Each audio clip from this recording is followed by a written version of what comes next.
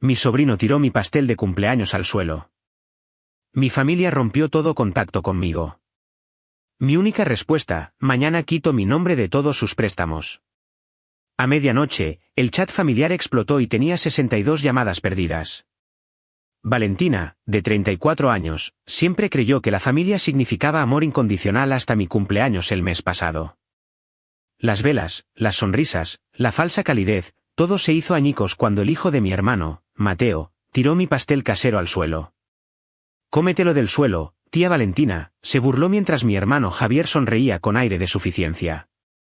Me quedé helada, sin palabras, mientras el glaseado salpicaba mi nuevo suelo de madera. Esa noche, el mensaje de texto de mamá demolió 20 años de sacrificio: hemos decidido cortar todo contacto. Aléjate para siempre. Antes de continuar esta historia, dime desde dónde estás viendo y suscríbete si el drama familiar resuena contigo. Al crecer, siempre fui la responsable de nuestra familia. A los 16, ya trabajaba a tiempo parcial en el supermercado local mientras mantenía calificaciones perfectas. No porque quisiera, sino porque necesitábamos el dinero. Papá perdió su trabajo cuando yo tenía 15, y el sueldo de enfermera de mamá apenas cubría la hipoteca. Mientras tanto, mi hermano menor, Javier, pasaba las tardes jugando videojuegos y quejándose de la tarea. Recuerdo el día que recibí mi primer sueldo. Había planeado ahorrar para un coche usado, pero cuando llegué a casa, mamá estaba llorando en la mesa de la cocina por las facturas vencidas. Sin dudarlo, le entregué mi cheque entero. El alivio en sus ojos se volvió adictivo. Me convertí en la solucionadora de problemas de la familia. Durante mis años universitarios, tuve 2 trabajos mientras estudiaba arquitectura. Javier, por otro lado, entró en la universidad estatal con notas mediocres y esperaba una experiencia universitaria completa. Cuando nuestros padres le dieron la noticia de que no podían pagar su matrícula, yo intervine. Yo ayudaré, dije, sin entender que estaba sentando un precedente peligroso. 4 años pagando la matrícula de Javier significaron posponer mis propios sueños. Mientras mis amigos viajaban después de graduarse, yo volví a casa para ahorrar dinero. Javier se graduó con un título en negocios, organizó una lujosa fiesta que yo pagué y se mudó inmediatamente a Chicago para un trabajo que no pagaba lo suficiente para su estilo de vida. El patrón continuó en nuestros 20s. Javier necesitaba un coche fiable para su nuevo trabajo, así que fui su aval para el préstamo del coche. Cuando conoció a Vanessa y quiso impresionarla con un anillo de compromiso, le presté $3,000. Nunca me los devolvió. Cuando encontraron su perfecta primera casa 2 años después, ¿adivinen quién fue el aval de la hipoteca? Yo. Mientras tanto, mis padres normalizaban esta dinámica. Todavía se está encontrando a sí mismo, decía mamá. Tú siempre has sido la responsable, añadía papá. Como si mi estabilidad financiera fuera un rasgo de personalidad en lugar de una disciplina ganada con esfuerzo. Vanessa solo amplificó las peores cualidades de Javier. Una influencer de redes sociales con gustos caros, fomentaba sus hábitos de gasto mientras contribuía mínimamente a los ingresos del hogar. Cuando tuvieron a Mateo hace 8 años, el gasto solo aumentó. Ropa de diseñador, las últimas consolas de videojuegos, matrícula de colegio privado. Nada era demasiado bueno para su hijo. Mateo aprendió pronto que era el centro del universo. Lo vi transformarse de un bebé dulce a un niño manipulador que hacía berrinches hasta conseguir lo que quería. Durante las reuniones familiares, rompía cosas, interrumpía conversaciones y faltaba el respeto a los adultos, mientras Vanessa filmaba sus lindas travesuras para sus seguidores. Los niños son así, decía mi mamá cuando expresaba mi preocupación. Tú no lo entenderías, ya que no tienes hijos. Este particular desdén dolía, como si mi elección de centrarme en mi carrera antes que en la familia me descalificara de alguna manera para reconocer el mal comportamiento. A pesar del caos familiar, construí una exitosa firma de arquitectura desde cero. Empezando en una pequeña oficina alquilada con un solo cliente, trabajé jornadas de 18 horas diseñando, haciendo contactos y construyendo lentamente mi reputación. 5 años después, Valentina Diseño Arquitectónico empleaba a 15 personas y tenía una lista de espera de 6 meses para nuevos proyectos. El año pasado, mi diseño para un centro comunitario sostenible ganó reconocimiento nacional. La ceremonia de premiación cayó el mismo día que la obra escolar de Mateo. Cuando le dije a mi familia que no podría asistir a su actuación, fue como si hubiera cometido traición. Nadie reconoció mi logro. Mi éxito me permitió finalmente comprar la casa de mis sueños el otoño pasado. Una casa de estilo moderno de mediados de siglo en una calle tranquila, con espacio para una oficina en casa y habitaciones de invitados que esperaba que mi familia usara ocasionalmente. El pago inicial provino de años de ahorro cuidadoso, aunque a mi familia no pareció importarle ni notarlo. 2 meses antes de mi cumpleaños, Javier llamó pidiendo otro préstamo. Su voz tenía ese tono falsamente casual que había llegado a reconocer como su voz de pedir dinero. «Hola, hermanita, ¿qué tal la casa nueva?» «Genial». Todavía acomodándome estaba en medio de la revisión de unos planos para un cliente importante. «Qué bueno, qué bueno». «Oye, escucha. Surgió una oportunidad de inversión. Retornos realmente sólidos, pero necesito actuar rápido. ¿Podrías prestarme 15.000, solo por 6 meses como máximo?» Cuando pedí detalles sobre esta misteriosa inversión, sus respuestas fueron vagas. Cuando le sugerí que probara primero en el banco, su tono cambió. ¿Por qué te pones tan difícil? Después de todo lo que mamá y papá hicieron por ti. Esta historia familiar revisionista, donde de alguna manera yo había sido la que recibía ayuda en lugar de darla, era una táctica común de Javier. Esta vez, sin embargo, algo en mí se resistió. «No puedo ayudarte ahora mismo, Javier. Me he excedido con la casa nueva». La llamada terminó con él llamándome egoísta y colgando.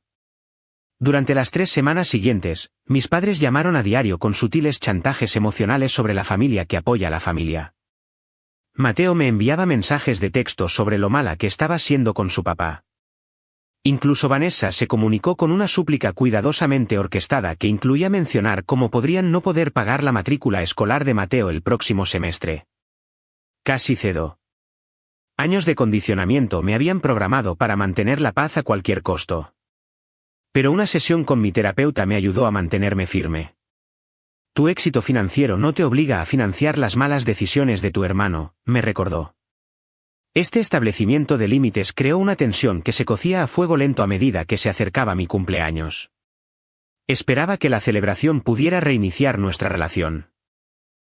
Mirando hacia atrás, fui ingenua al pensar que un pastel de cumpleaños podría arreglar décadas de disfunción.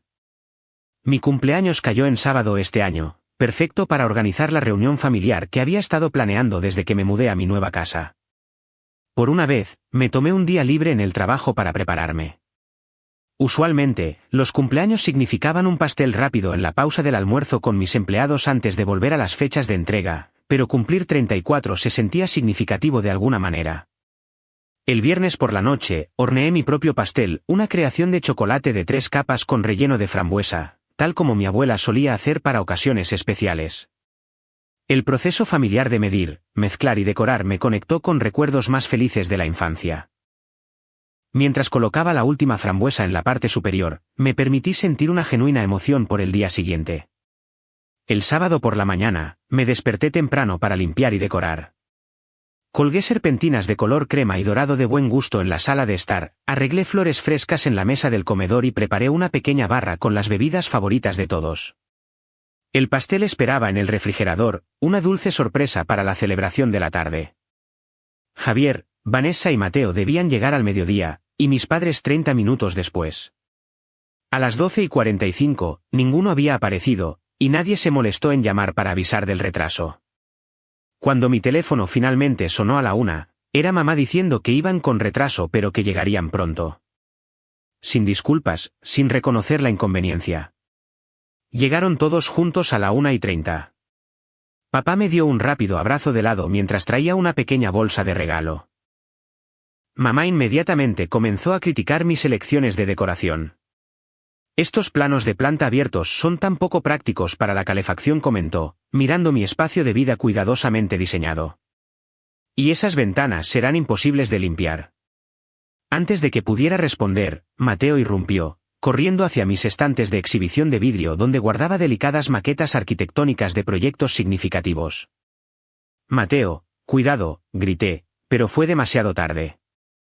Su pequeña mano golpeó una versión en miniatura de mi galardonado centro comunitario, haciéndola caer al suelo. Ups, dijo encogiéndose de hombros, pasando ya a otra cosa. Javier miró la maqueta rota. Cosas de niños, dijo, sin hacer ningún movimiento para ayudar a limpiar o disciplinar a Mateo. Vanessa estaba ocupada tomando fotos de mi casa, presumiblemente para las redes sociales. Este lugar es tan minimalista, dijo, haciéndolo sonar de alguna manera como un insulto. Sin ofender, pero no parece muy vivido. Claro que, cuando eres soltera y sin hijos, supongo que no necesitas mucho calor. Respiré hondo y me excusé a la cocina, donde preparé una tabla de quesos y frutas mientras contaba silenciosamente hasta 10. Se suponía que este era mi día especial. Había imaginado risas, conversaciones significativas, tal vez incluso algo de validación por todo lo que había logrado este año. En cambio, escuchaba a Mateo pisando fuerte arriba para explorar mi oficina, a Vanessa comentando cómo mis muebles debían ser de una de esas tiendas baratas en línea, y a Javier preguntando dónde guardaba el licor bueno. Mis padres se sentaron incómodamente en mi sofá, claramente incómodos en mi espacio, pero sin querer decir por qué. Aún así, persistí. Saqué los aperitivos, ofrecí bebidas e intenté involucrar a todos en conversaciones sobre temas positivos. Cuando Mateo se quejó de que estaba aburrido, saqué la nueva consola de juegos portátil que le había comprado como un pequeño regalo, esperando que lo mantuviera ocupado. ¿Es este el modelo más nuevo?, preguntó, examinando la caja. Acaba de salir el mes pasado, respondí, satisfecha de mí misma por haber investigado lo que era popular entre los niños de su edad. Pepe en la escuela tiene la edición limitada, dijo, arrojándola a un lado con evidente decepción. 2 horas se arrastraron de manera similar. Le mostré a mis padres fotos de mi reciente viaje de negocios a Seattle, solo para que mamá interrumpiera con actualizaciones sobre el jardín de sus vecinos. Mencioné que mi firma había sido seleccionada para diseñar una nueva biblioteca en el centro, pero Javier rápidamente desvió la conversación hacia su liga de fútbol fantástico. A las 4, me retiré a la cocina para prepararme para la ceremonia del pastel. Mientras colocaba cuidadosamente las velas en mi creación casera, me di una charla de ánimo. Esto todavía se puede salvar, susurré. El pastel cambiará las cosas. Me ajusté mi corona de cumpleaños, una tonta tradición de la infancia que esperaba que trajera algo de alegría nostálgica, y practiqué mi sonrisa en el reflejo de la puerta del microondas. En mi imaginación, sacar este pastel transformaría de alguna manera la tarde, creando el momento familiar cálido que había estado anhelando desde que me mudé a esta casa demasiado vacía. Con los hombros hacia atrás y la barbilla en alto, llevé mi obra maestra hacia el comedor, donde todos se habían reunido a petición mía. Por un breve momento, verlos a todos sentados alrededor de mi mesa se sintió bien, como la escena familiar que siempre había querido crear en esta casa. Antes de comer pastel, solo quiero agradecerles a todos por venir, empecé, dejando el pastel y ajustando mi corona de cumpleaños. Significa mucho tener a la familia aquí en mi nuevo hogar. De hecho, tengo una noticia emocionante que compartir. Mi firma ha sido seleccionada como una de las 5 finalistas para el Premio Internacional Reynolds de Diseño Sostenible, que es un gran honor en mi campo. Papá asintió vagamente. Mamá dijo, «Qué bien, querida». Javier estaba mirando su teléfono debajo de la mesa. Vanessa se estaba retocando el lápiz labial usando la cámara de su teléfono. Mateo se había levantado de su asiento y estaba dando vueltas a la mesa, mirando el pastel con una expresión que no pude descifrar del todo. Algo en su movimiento parecía depredador, pero descarté el pensamiento como injusto. Solo era un niño de 8 años emocionado por el pastel. De todos modos continué, tratando de ocultar mi decepción por su reacción. Estoy feliz de que estemos todos juntos hoy. Comamos pastel. Tomé el cuchillo del pastel, sin darme cuenta de que estos serían los últimos momentos normales antes de que todo cambiara. El tiempo pareció ralentizarse cuando Mateo se acercó al pastel. Noté sus ojos entrecerrados, la ligera sonrisa que se formaba en la comisura de su boca, pero mi cerebro no pudo procesar lo que estaba a punto de suceder lo suficientemente rápido como para detenerlo. En un movimiento rápido y deliberado, las pequeñas manos de Mateo presionaron contra el borde de mi plato de pastel, enviando la receta de mi abuela a deslizarse por la mesa y luego por el borde. El pastel pareció flotar en el aire por una fracción de segundo antes de que la gravedad lo reclamara, con el lado del glaseado hacia abajo, sobre mi nuevo suelo de madera. El sonido que hizo fue suave, un golpe sordo que de alguna manera resonó en el repentino silencio. El relleno de frambuesa salpicó hacia afuera como la escena de un crimen. Manchas rojas llegaron a los zócalos blancos a 1 metro de distancia. Migas de chocolate se esparcieron por el suelo que había trapeado cuidadosamente esa mañana. Me quedé helada, con el cuchillo del pastel todavía en la mano, mientras 34 velas apagadas rodaban en diferentes direcciones. El pastel en sí yacía destruido, las capas deslizándose, la cuidadosa decoración borrada. Antes de que pudiera ordenar mis pensamientos, Mateo dio un paso adelante, señalando el desastre con una satisfacción inconfundible. «Cómetelo del suelo», tía Valentina dijo, su voz cortando el silencio. No hubo una risita infantil para suavizar la crueldad, ninguna indicación de que fuera una broma mal concebida. Sus ojos, tan similares a los de Javier, contenían un desafío frío. Miré a Javier, esperando la intervención parental que nunca llegó. En cambio, vi la ligera curva ascendente de sus labios. No una sonrisa completa, pero lo suficiente para confirmar que una parte de él disfrutaba este momento de humillación. Mamá jadeó, llevándose la mano a la boca en lo que parecía ser shock, pero no le dijo nada a Mateo. Papá miraba el suelo, su incomodidad evidente, pero su silencio cómplice. Vanessa fue la primera en hablar. «Oh, Dios mío», dijo sin moverse para corregir a su hijo o ayudar a limpiar. «¡Qué desastre!». La habitación permaneció suspendida en este cuadro por lo que parecieron minutos, pero probablemente fueron solo segundos. No podía encontrar las palabras. Los cumpleaños nunca habían sido particularmente especiales en nuestra familia, pero este acto deliberado de destrucción se sintió como algo más. Una declaración sobre mi lugar en esta dinámica familiar. «Bueno», dijo finalmente Javier con una risa forzada, «parece que alguien no va a comer pastel hoy». Puso su mano sobre el hombro de Mateo, pero en lugar de reprenderlo, lo guió de regreso a su asiento. «Mateo», dijo Vanessa con una voz cantarina, completamente inapropiada para el momento, «no se juega con la comida». Su corrección fue tan suave que apenas calificaba como tal, y fue inmediatamente socavada por su siguiente comentario. «Aunque probablemente te estoy ahorrando las calorías, Valentina». Mamá finalmente se levantó y se dirigió a la cocina. «Voy por toallas de papel», dijo, rodeando cuidadosamente la destrucción como si fuera un simple derrame accidental. Papá miró su reloj. «Deberíamos irnos pronto de todos modos», murmuró. «El partido empieza a las 6». Permanecí en silencio, todavía procesando lo que acababa de suceder. En ese momento, entendí con perfecta claridad que si expresaba dolor, enojo o exigía una disculpa, de alguna manera me convertiría en la villana de esta historia. Años de historia familiar me habían enseñado bien esa lección. Así que, en cambio, caminé silenciosamente hacia el armario, saqué una escoba y un recogedor, y comencé a limpiar el desastre mientras mi familia observaba. Nadie ofreció ayuda. «Estás exagerando», dijo Javier mientras yo barría metódicamente las migas de pastel. «Fue un accidente. Los niños hacen cosas así». «No fue un accidente», respondí finalmente, mi voz más firme de lo que me sentía. «Y los niños hacen lo que se les permite hacer». Esta simple declaración de hechos creó una tensión inmediata. El rostro de Vanessa se sonrojó. «¿Estás diciendo que somos malos padres?» «Estoy diciendo que Mateo acaba de destruir algo que hice y me dijo que me lo comiera del suelo. Y ninguno de ustedes parece pensar que eso requiere una disculpa genuina».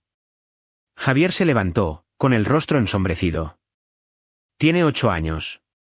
No tienes hijos, así que no lo entenderías. Vamos, Mateo. Recoge tus cosas. Nos vamos». «Pero ¿y los regalos?», se quejó Mateo, sin mostrar remordimiento por sus acciones. «La tía Valentina está de mal humor», le explicó Javier a su hijo como si yo no estuviera allí. «Haremos lo de los regalos otro día». Los siguientes 15 minutos se desarrollaron con una incomodidad insoportable. Mis padres decidieron que también debían irse temprano, citando el mismo partido que papá había mencionado antes. Ayudaron a Javier y su familia a recoger sus cosas mientras evitaban el contacto visual conmigo. Mientras se preparaban para irse, escuché a mamá susurrarle a Javier cerca de la puerta principal. «Siempre ha sido demasiado sensible». «¿Recuerdas cómo lloró cuando rompiste su proyecto de ciencias en la secundaria?». La comparación era tan absurda, equiparando un accidente infantil de hace 20 años con la acción deliberada de Mateo hoy, que casi me río. En cambio, continué limpiando en silencio, quitando el relleno de frambuesa de entre las tablas del suelo con una toalla de papel. «Feliz cumpleaños, cariño», dijo mamá rígidamente mientras salían por la puerta. Papá me dio otro abrazo de lado. Ni Javier, ni Vanessa, ni Mateo se despidieron. Luego se fueron, dejando mi casa inquietantemente silenciosa, excepto por el sonido de sus coches alejándose. Terminé de limpiar el pastel de mi suelo, luego me senté sola en la mesa de mi comedor, con la corona de cumpleaños torcida, mirando el espacio vacío donde había estado mi pastel. El sol de la tarde entraba a raudales por mis criticadas ventanas, creando patrones en la mesa.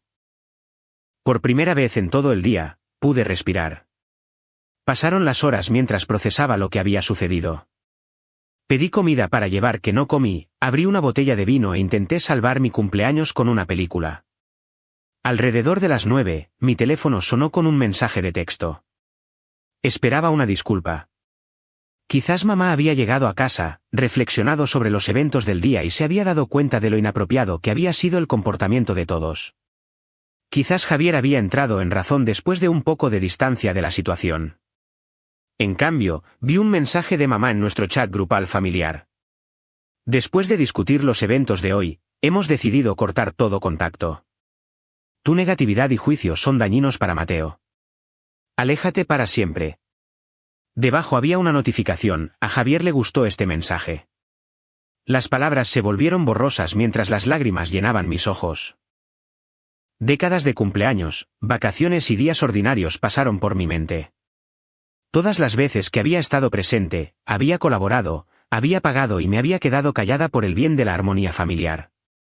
Todo borrado con un solo mensaje de texto porque tuve la audacia de esperar que un niño no destruyera mi pastel de cumpleaños.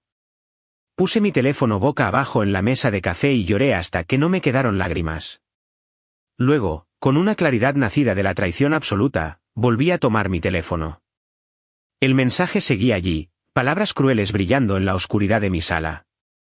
Mis pulgares se movieron por la pantalla, escribiendo una respuesta que había contenido durante años. Mañana quitaré mi nombre de cada préstamo. Pulsé enviar y apagué mi teléfono. El silencio en mi casa después de apagar el teléfono se sintió a la vez aterrador y liberador. Por primera vez en años, no estaba accesible a las demandas familiares o a los chantajes emocionales. Me acurruqué en mi sofá, envuelta en una manta, y me permití sentir plenamente el dolor de lo que acababa de suceder. En algún momento alrededor de la medianoche, el agotamiento me venció y me quedé dormida allí mismo en mi sala. Soñé con pasteles de cumpleaños explotando y miembros de la familia riendo mientras el glaseado me cubría de pies a cabeza. Cuando llegó la mañana, desperté con los ojos hinchados y una extraña sensación de resolución. El shock inicial había dado paso a algo más, una determinación que no sabía que poseía. Mi primera llamada fue a Elena, mi mejor amiga desde la universidad y la única persona que había presenciado el alcance total del comportamiento de mi familia a lo largo de los años. Hicieron que, la voz de Elena se elevó con incredulidad mientras le contaba los eventos del día anterior. ¿Y luego te cortaron el contacto después de todo lo que has hecho por ellos? Les dije que quitaré mi nombre de los préstamos, admití, de repente insegura. ¿Fue demasiado duro? La respuesta de Elena fue inmediata. ¿Estás bromeando? Eso es lo mínimo que deberías hacer. Te han estado abusando financieramente durante años, Valentina. Aprovechándose de tu éxito y generosidad sin dar nada a cambio. Escuchar a otra persona llamarlo abuso financiero me provocó un escalofrío. El término nunca se me había ocurrido antes, pero encajaba perfectamente. Pero son familia, dije débilmente, la familiar justificación surgiendo automáticamente a mis labios. La familia no trata a la familia como un cajero automático, replicó Elena. Y ciertamente no dejan que un niño te humille en tu propia casa y luego te culpen por estar molesta por ello. Hablamos durante casi una hora. La justa ira de Elena en mi nombre ayudó a fortalecer mi resolución. Para cuando colgamos, tenía un plan. Primero, volví a encender mi teléfono. El bombardeo fue inmediato. Las notificaciones inundaron mi teléfono con un constante sonido que casi parecía una alarma. Las ignoré por el momento e hice otra llamada, esta vez a Bruno, mi asesor financiero. Necesito desenredarme financieramente de mi familia, expliqué una vez que lo tuve en la línea. He sido aval en varios préstamos y necesito entender mis opciones para retirarme. Bruno fue profesional y no juzgó, centrándose en los hechos en lugar de la situación emocional detrás de mi solicitud. Programamos una reunión de emergencia para esa tarde. Trae toda la documentación que tengas, me aconsejó. Y prepárate. No será un proceso rápido ni fácil. Mi siguiente llamada fue a Teresa, una amiga de la Facultad de Derecho que se especializaba en Derecho de Familia. Aunque era domingo, aceptó reunirse conmigo para tomar un café y discutir las posibles implicaciones legales de lo que estaba planeando. Lo que describes es un caso clásico de enredo financiero, explicó Teresa mientras tomábamos lácteos. Tu familia ha desdibujado sistemáticamente los límites hasta que tus recursos fueron vistos como propiedad comunitaria. ¿Pueden demandarme por retirar mi apoyo?, pregunté, expresando mi mayor temor. Para los préstamos en los que eres aval, en realidad te estás protegiendo al abordar esto ahora, explicó. Como aval, eres legalmente responsable si ellos no pagan, lo cual suena cada vez más probable. Sin embargo, deberíamos discutir el impacto potencial en tus padres si tienen ingresos fijos y si quieres considerar un enfoque más gradual. Aprecié la perspectiva equilibrada de Teresa. Me ayudó a entender que no tenía que elegir entre un enredo financiero completo y un corte absoluto. Había caminos intermedios responsables que me protegerían mientras minimizaban el daño a los miembros de la familia genuinamente vulnerables. De vuelta en casa, pasé horas organizando documentos financieros, creando una hoja de cálculo de cada préstamo en el que había sido aval, cada préstamo temporal que nunca había sido devuelto y cada gasto recurrente que cubría para los miembros de la familia. La cantidad total era asombrosa, más de $130,000 en obligaciones activas, sin contar lo que ya había pagado o dado como regalos a lo largo de los años. Verlo todo listado en blanco y negro fue a la vez nauseabundo y esclarecedor. Esto no era una ayuda ocasional en tiempos difíciles. Era una explotación sistemática que había moldeado toda mi vida adulta. Escribí una lista detallada de pros y contras para cada posible curso de acción, desde no hacer nada hasta retirar completamente mi apoyo financiero. El ejercicio me ayudó a separar las reacciones emocionales de las realidades prácticas. En los pros de mantener el statu quo, mantener la paz, evitar conflictos, no perturbar la jubilación de mis padres, prevenir posibles dificultades para Mateo. En los contras, continuar con el riesgo financiero para mí, permitir un comportamiento disfuncional, sacrificar mi propia seguridad financiera y mi futuro, permanecer en una relación unilateral, aprobar tácitamente el comportamiento de Mateo y los valores que se le estaban inculcando. Mirando estas listas, el camino a seguir se volvió claro. No podía continuar como estaban las cosas, pero también necesitaba actuar con integridad y compasión donde fuera necesario. Redacté planes separados para diferentes miembros de la familia. Para Javier y Vanessa, un corte limpio. Eran jóvenes, empleados y capaces de mantenerse si ajustaban su estilo de vida. Para mis padres, una transición más gradual con límites y expectativas claras. Con mis planes en su lugar, finalmente revisé los mensajes en mi teléfono. 62 llamadas perdidas, más de 100 mensajes de texto, múltiples mensajes de voz. Las marcas de tiempo mostraban una progresión desde el desdén enojado hasta la súplica desesperada a medida que la realidad de mi breve mensaje se asentaba. El más reciente era un texto de Javier: no puedes hacernos esto. Somos familia. Llámame inmediatamente. Respiré hondo y redacté un último mensaje para el chat grupal familiar. He consultado con mi asesor financiero y mi abogada. Mañana a las 10 de la mañana estaré en el First National Bank para comenzar el proceso de eliminar mi nombre de todos los préstamos. Esto no es negociable. Cualquier comunicación debe realizarse a través de mi abogada en adelante. Agregué la información de contacto de Teresa y pulsé enviar. Luego, bloqueé sus números, me serví una copa de vino y, por primera vez en años, me puse a mí misma en primer lugar. La reunión en el banco el lunes por la mañana fue sorprendentemente directa.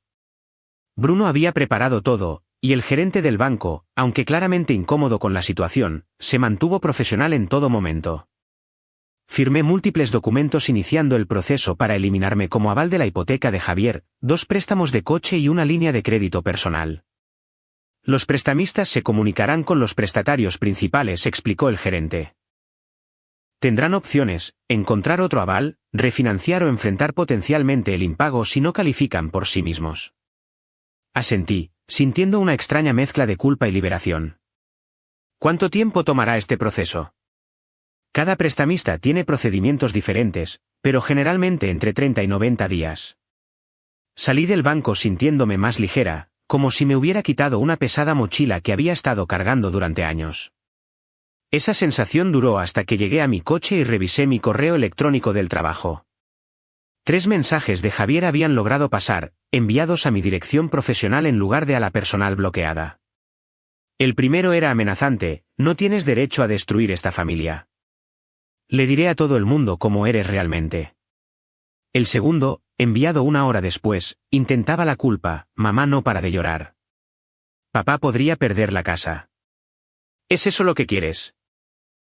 El tercero, de solo 20 minutos, cambiaba la negociación: vale, hablemos de esto. Podemos llegar a un acuerdo. No tomes ninguna decisión permanente. Borré los 3 sin responder y conduje a mi oficina, donde informé a mi asistente que ciertos miembros de la familia podrían intentar contactarme y que no debían pasar las llamadas. A media tarde, Teresa llamó con una actualización. Tu hermano intentó contactarme, dijo. Cuando le expliqué que represento tus intereses, no los suyos, se volvió verbalmente abusivo. He documentado todo. ¿Cuál es su situación financiera real?, pregunté. Basado en lo que has compartido y en lo que él reveló sin darse cuenta, están significativamente sobreendeudados, viviendo muy por encima de sus posibilidades con ahorros mínimos. Sin tu respaldo, necesitarán hacer cambios importantes en su estilo de vida. Sentí una punzada de preocupación por Mateo, que no había elegido a sus padres ni sus hábitos financieros. ¿Perderán su casa? Posiblemente, a menos que puedan calificar para una refinanciación o encontrar otro aval. Pero Valentina, esa no es tu responsabilidad. Los niños se adaptan a las circunstancias cambiantes, a menudo mejor que los adultos. A lo largo del día, los intentos de contactarme continuaron. Javier de alguna manera encontró el número de Elena e intentó reclutar su ayuda para hacer entrar en razón a Valentina. Vanessa envió correos electrónicos con asuntos que iban desde ¿cómo pudiste hacerle esto a la familia?, hasta Mateo pregunta por su tía. El desarrollo más preocupante vino de mis padres. Comenzaron a llamar a colegas cuyos números tenían de invitaciones a fiestas navideñas, afirmando que había una emergencia familiar y que necesitaban contactarme de inmediato. Elena vino esa noche, trayendo cena y apoyo moral. Mira esto, dijo, mostrándome capturas de pantalla del Instagram de Vanessa.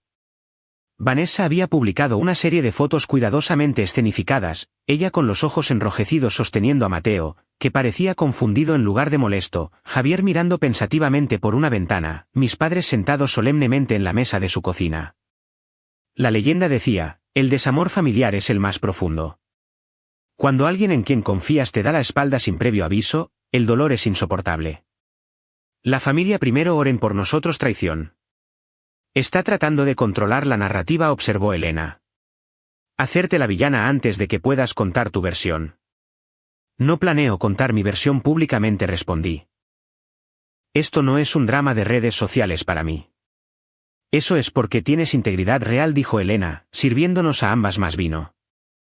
Más tarde esa noche, después de que Elena se fuera, el timbre de mi puerta sonó repetidamente alrededor de las 11:30.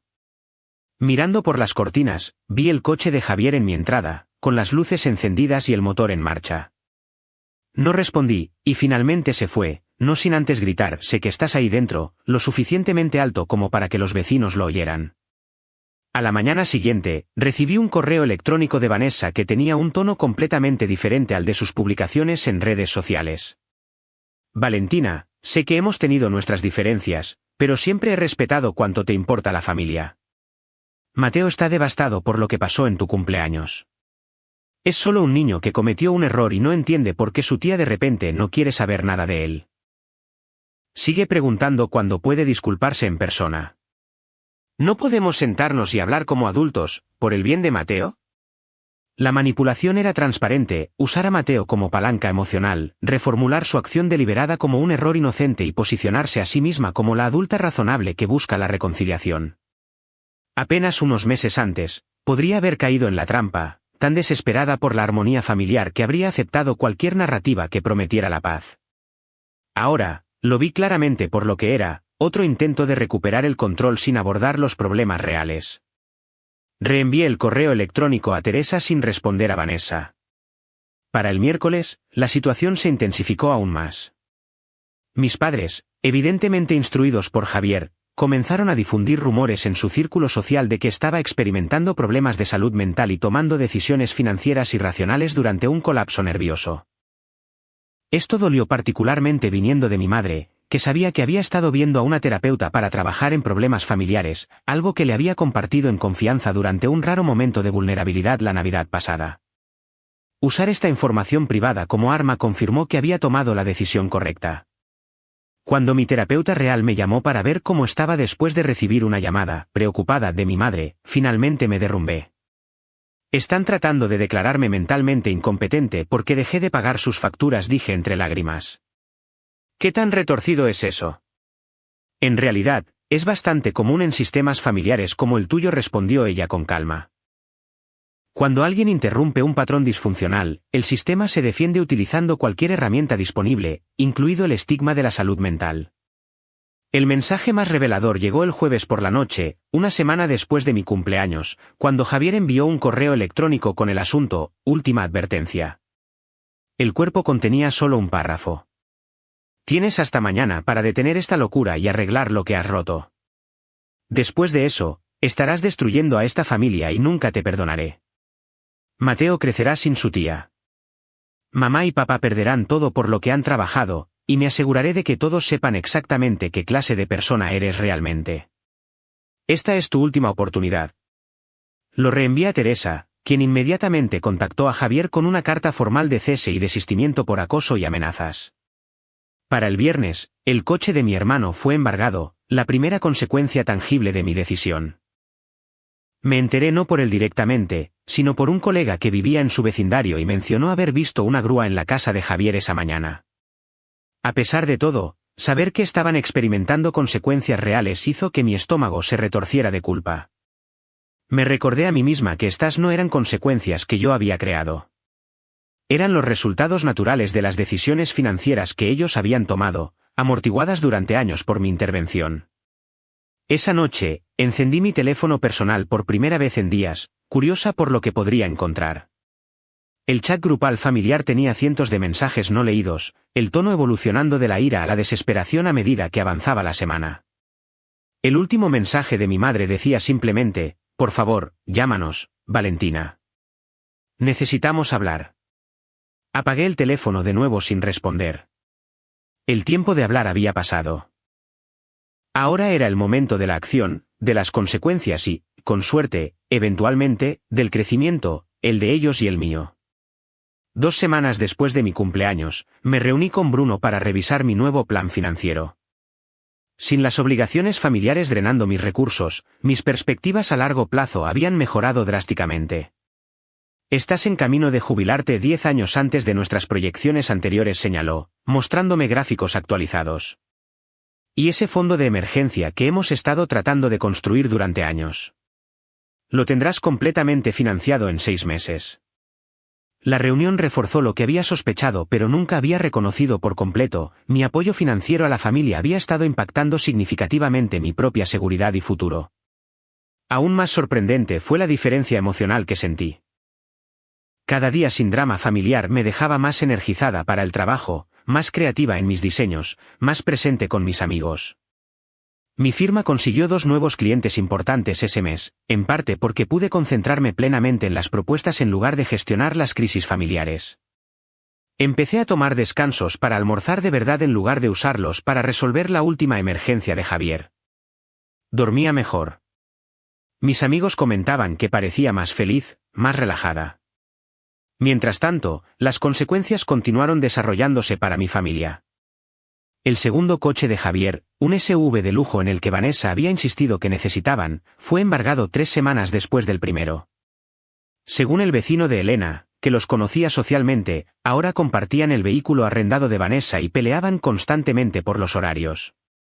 Mateo, como había temido, era el que estaba atrapado en el medio. Fue retirado de su costoso colegio privado a mitad de semestre cuando los pagos de la matrícula cesaron. El Instagram de Vanessa, una vez lleno de fotos familiares perfectamente escenificadas, se silenció durante 2 semanas antes de regresar con citas filosóficas sobre capear tormentas y descubrir quiénes son tus verdaderos amigos. La situación de mis padres era más compleja. Su modesta casa había sido refinanciada varias veces a lo largo de los años, conmigo como aval en el ajuste más reciente cuando bajaron las tasas de interés. Sin mis ingresos respaldando su solicitud, no calificaban para las tasas actuales. Después de un mes de silencio, recibí una carta formal de ellos. No un correo electrónico ni un texto, sino correo real con un sello. Dentro había una nota manuscrita de mi padre. Valentina, tu madre y yo planeamos vender la casa y mudarnos a un lugar más pequeño en Arizona, cerca del tío Jaime. El mercado está bueno y deberíamos poder comprar algo al contado con las ganancias. Quiero que sepas que no te culpamos por tomar las decisiones financieras que tomaste. Mirando hacia atrás, te pedimos demasiado a lo largo de los años. De todos modos, esta mudanza es lo mejor para nosotros. La artritis de tu madre mejorará en un clima más seco. Cuídate, papá. La nota no contenía ninguna disculpa por su mensaje de texto cortándome el contacto. Ningún reconocimiento del comportamiento de Mateo en mi cumpleaños. Ninguna invitación a reconectar. Pero entre líneas, sentí una aceptación reacia y quizás el comienzo de la responsabilidad. No era mucho, pero era algo. Javier y Vanessa enfrentaron los ajustes más dramáticos. Según conocidos mutuos que no podían evitar compartir actualizaciones, se vieron obligados a poner su casa en venta, enfrentando la realidad de que no podían pagar la hipoteca con sus ingresos reales. La presencia cuidadosamente cultivada de Vanessa en las redes sociales recibió un golpe cuando se mudaron a un apartamento de la mitad del tamaño de su casa anterior. Sus publicaciones sobre abrazar el minimalismo y encontrar la alegría en la simplicidad no engañaron a nadie en su círculo social, donde los rumores sobre sus problemas financieros se habían extendido rápidamente. Lo que más me sorprendió durante este periodo fue la reacción de la familia extendida y los miembros de la comunidad. En lugar de la condena universal que había temido, recibí varios mensajes silenciosos de apoyo. Mi prima Carla, a quien siempre había querido pero rara vez veía debido a la distancia geográfica, me envió un correo electrónico que me hizo llorar. He visto durante años cómo se aprovechaban de tu generosidad, escribió. En las reuniones familiares, Javier presumía de su última compra mientras bromeaba sobre cómo tú estabas nadando en dinero de arquitecta y feliz de ayudar. Siempre me pregunté cuándo finalmente dirías basta. Por si sirve de algo, muchos de nosotros respetamos lo que estás haciendo, aunque no lo digamos públicamente. Aún más sorprendente fue una invitación a tomar un café del antiguo compañero de cuarto de la Universidad de Javier, ahora un exitoso dentista en nuestra ciudad. Cuando nos reunimos, compartió historias de la manipulación financiera de Javier que se remontaban a sus días universitarios. Se le olvidaba la cartera cuando salíamos, cada vez recordó, o compraba rondas de bebidas caras para gente que apenas conocíamos, y luego decía que no tenía para el alquiler. Siempre me pregunté quién lo estaba rescatando. Ahora lo sé.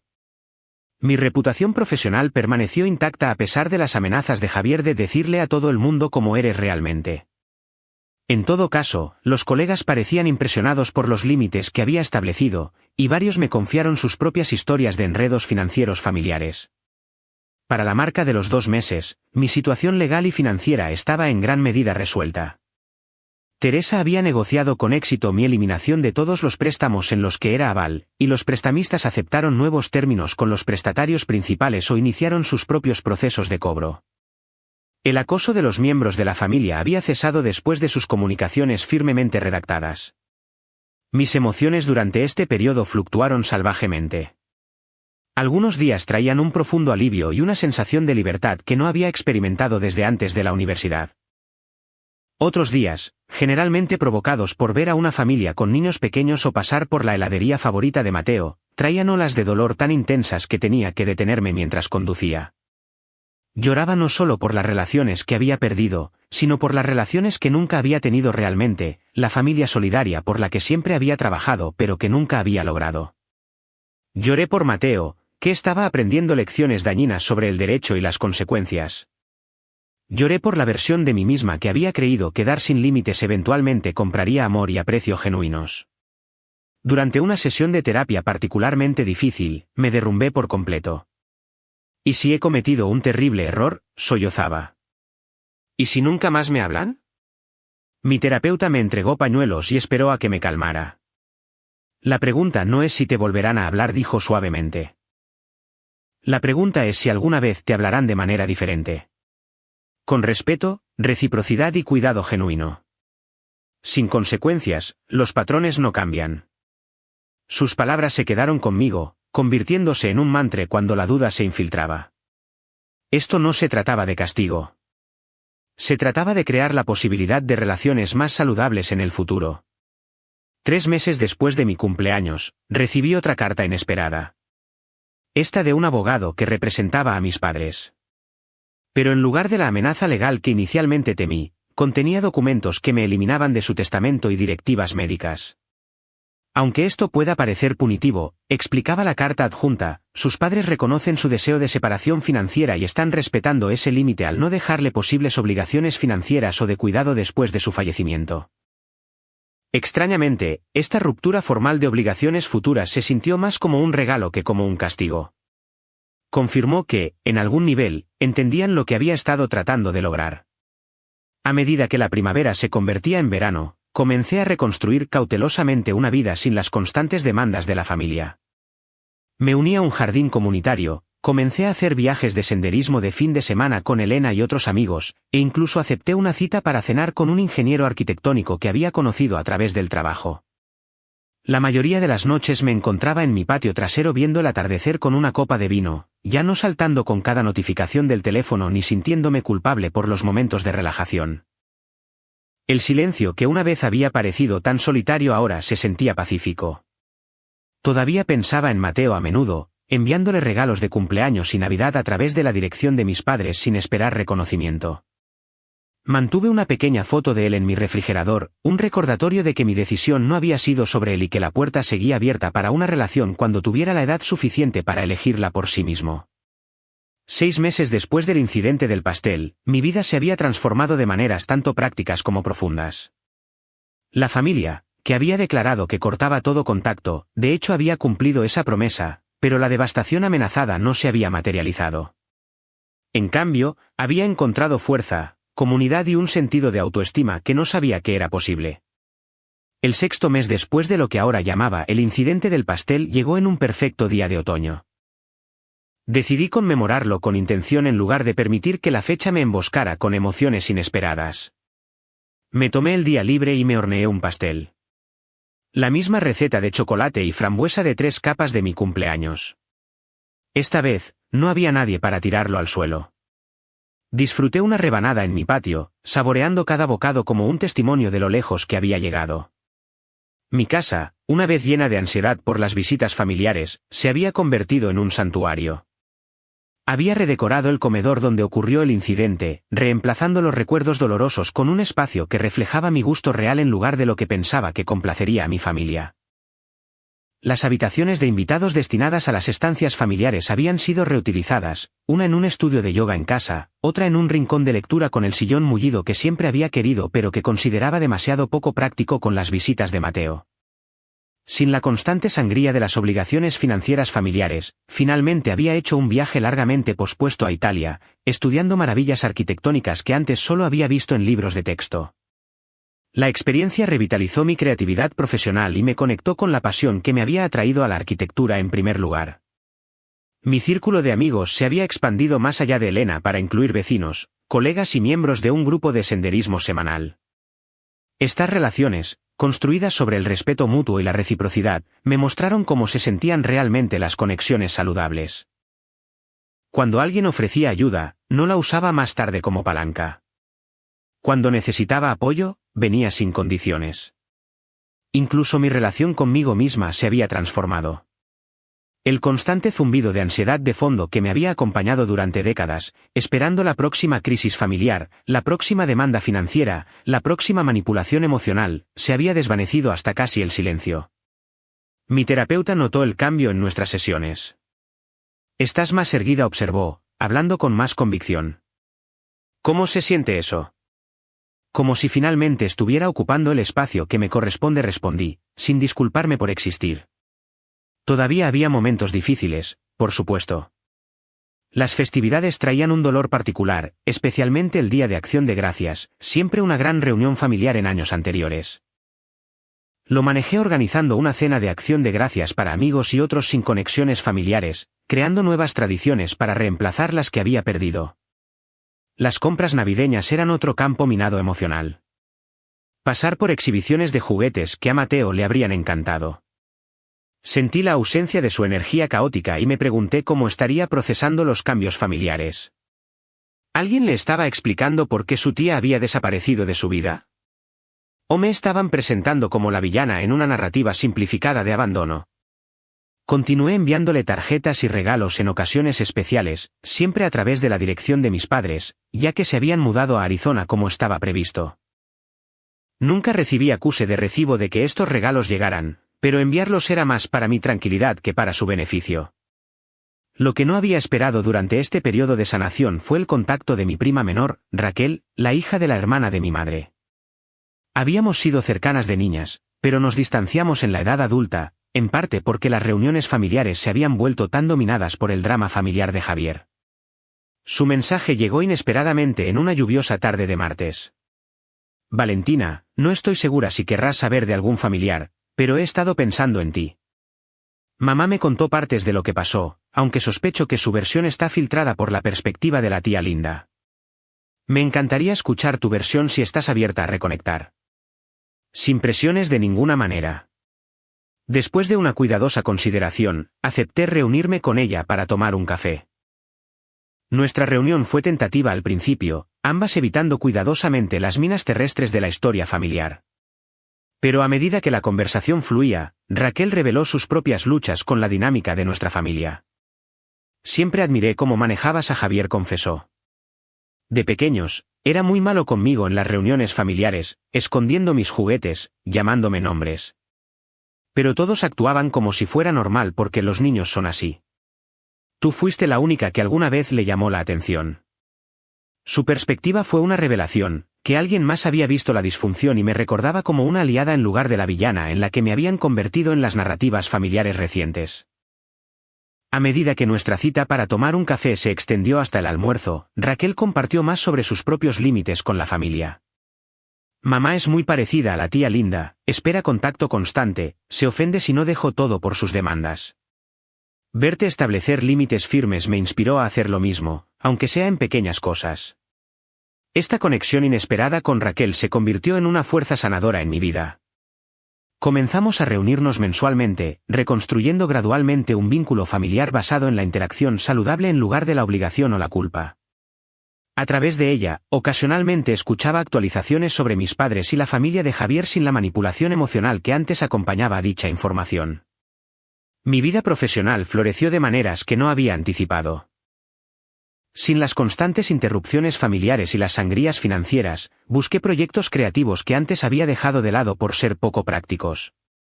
Mi firma se expandió, contratando a 3 nuevos arquitectos y mudándose a oficinas más grandes en el centro. Me encontré asesorando a mujeres más jóvenes en el campo, particularmente a aquellas de entornos familiares desafiantes.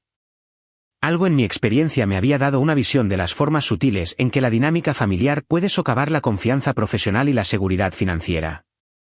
Una joven pasante, Sofía, me recordaba dolorosamente a mi yo más joven. Brillante, pero disculpándose constantemente, siempre respondiendo llamadas familiares durante las horas de trabajo, a menudo prestando dinero que no podía permitirse perder. Después de observarla rechazar invitaciones a almorzar porque estaba ayudando a su hermano con el alquiler otra vez, compartí suavemente partes de mi propia historia. Tu éxito no te obliga a financiar las elecciones de todos los demás, le dije, haciendo eco de las palabras que mi terapeuta me había dicho una vez. Establecer límites no es egoísta. Es necesario para tu bienestar, y en última instancia, mejor para ellos también. Verla implementar gradualmente límites y crecer en confianza se convirtió en una de mis mayores satisfacciones. Quizás este era el lado positivo de mi dolorosa experiencia, la capacidad de ayudar a otros a evitar los mismos patrones. Mi vida personal también evolucionó. La cita para cenar con el ingeniero arquitectónico, David, se convirtió en una relación significativa basada en el respeto mutuo y los intereses compartidos. A diferencia de relaciones anteriores donde había priorizado las obligaciones familiares sobre el romance, hice espacio para que esta conexión floreciera.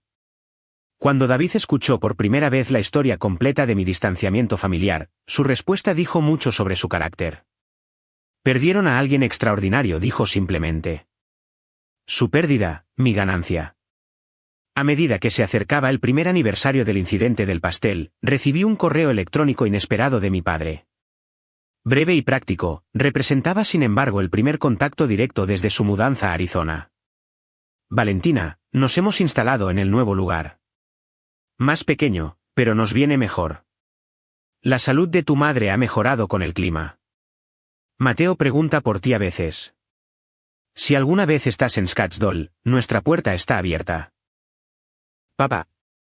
Sin disculpas, sin reconocimiento del comportamiento pasado, pero también sin demandas, sin chantajes emocionales, sin solicitudes financieras.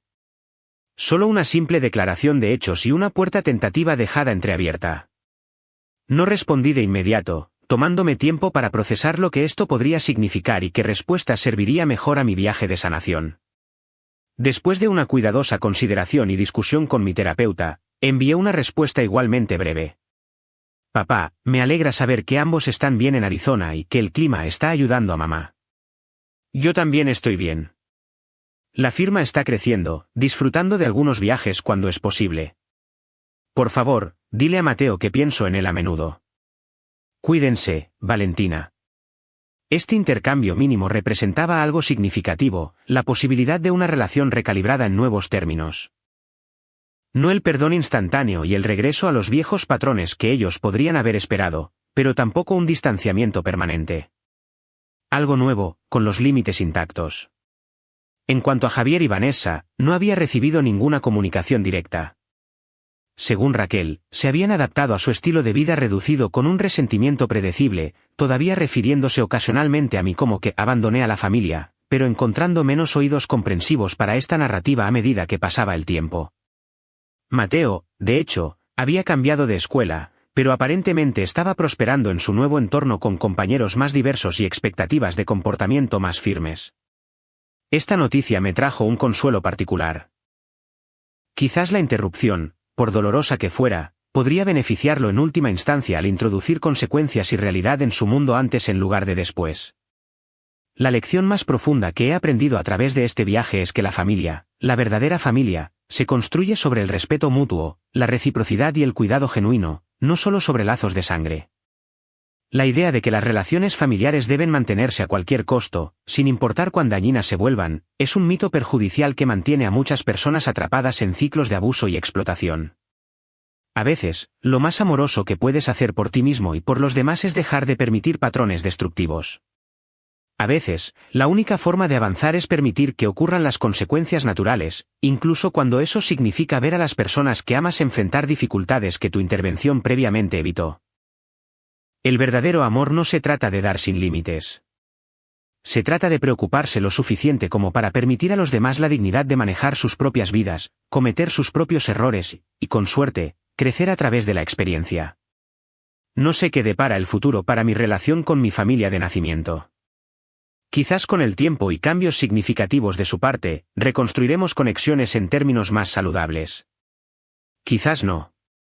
Lo que sí sé es que he creado una familia elegida de amigos y colegas que me valoran por quien soy, no por lo que puedo proporcionar. Y lo más importante, he aprendido a valorarme a mí misma, mis límites, mis necesidades, mi derecho a la reciprocidad en las relaciones. Ese pastel de cumpleaños en el suelo resultó ser un regalo doloroso pero poderoso, obligándome a ver finalmente dinámicas a las que había estado ciega durante décadas. Así que, si estás viendo esto y luchando con patrones familiares similares, pregúntate, ¿tus relaciones son equilibradas? ¿Estás dando sin recibir? ¿Tus sacrificios son apreciados o esperados? A veces, lo más valiente no es seguir aguantando, sino encontrar el coraje para decir basta y decirlo en serio.